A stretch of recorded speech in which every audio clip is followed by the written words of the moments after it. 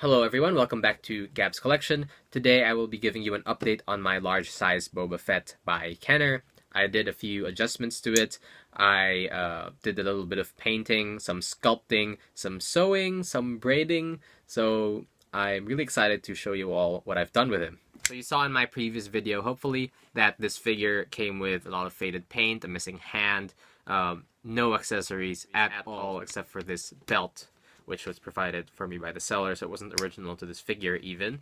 But now I've done some work on it, so I want to talk about that now.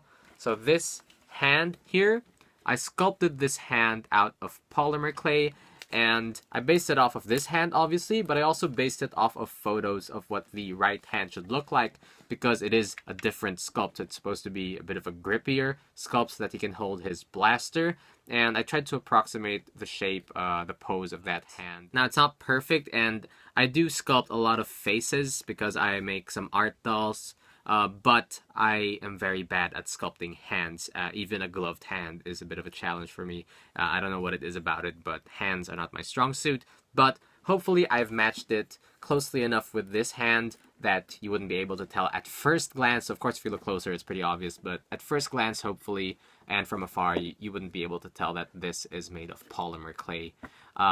So I tried color matching it because I sculpted this in a light brown clay, and then I went over it with a red permanent marker. Now, the color match isn't perfect. It's quite close, but this is a bit of a lighter color, and this one isn't as glossy as this. So I'm not sure if I'm still going to try to match this, but I think going with permanent marker is a better option than painting, because if I'd painted it, then the paint would just rub off every time he held a blaster. So I think it was better to stain it with permanent marker, because it was just absorbed by the clay and you couldn't really rub it off even if you wanted to right now.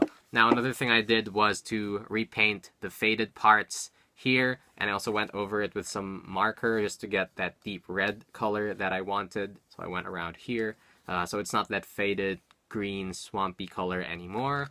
And I put some milliput inside that armhole so that the hand would fit better and it wouldn't sort of wobble.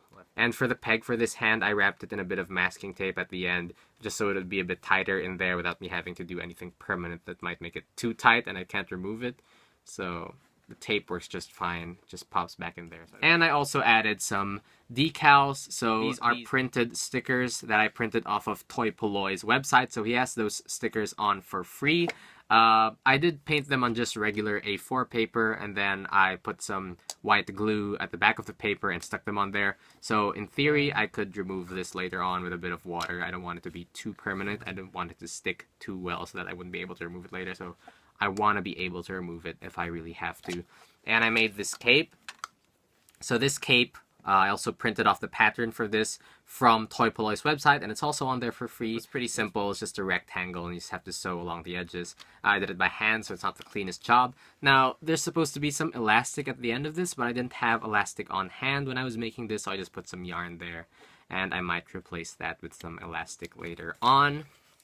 I made these Wookie Scalps, so I braided some yarn, just like Polloi did. Polloi did a video on how to make your own Wookie Scalps for this, and I watched that video extensively, but he did make his own beads, so I just used some extra wooden beads that I had lying around because I figured it would be high time to finally use them because I've had them for so long. And they're not exact matches, but they do sort of suggest the same thing anyway, so I'm pretty happy with how that looks. Now, I think it might have to be a bit thicker than this, so I might try redoing those braids at a later date, but for now, I'm pretty happy with how that looks in general. Now, I'm also working on making a replacement backpack or jetpack, and I've tried sculpting it out of polymer clay. So this is what I've got so far. Now, it's pretty rough still.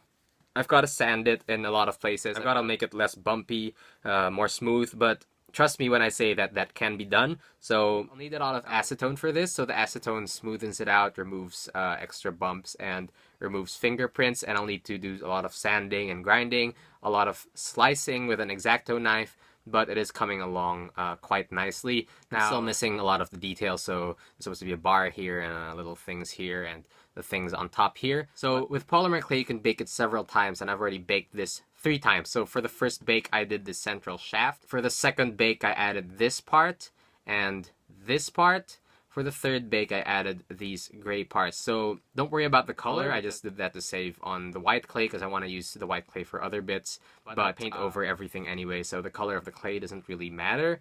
But yes, I believe that this will be a good replacement once it's all done. It'll take a few more days for me to get it smooth and right, but the good thing about this is that I fit it for it to fit the missile inside. So what I did was I got a paintbrush that had the same sort of dimensions as to this reproduction missile. So this is a reproduction 3D printed. So I sculpted around that paintbrush handle, put that in the oven and baked it. I could take the paintbrush out of this and it still left that nice hole there, and the missile will fit perfectly through that, and the hole also goes out the bottom. So in theory, this would be able to function the same way as the original backpack would be able to function once I've got it all right and all smooth. But right now, actually, I could get this to function with just attaching a string at the end of this missile, and I might make some replacement L brackets as well for this.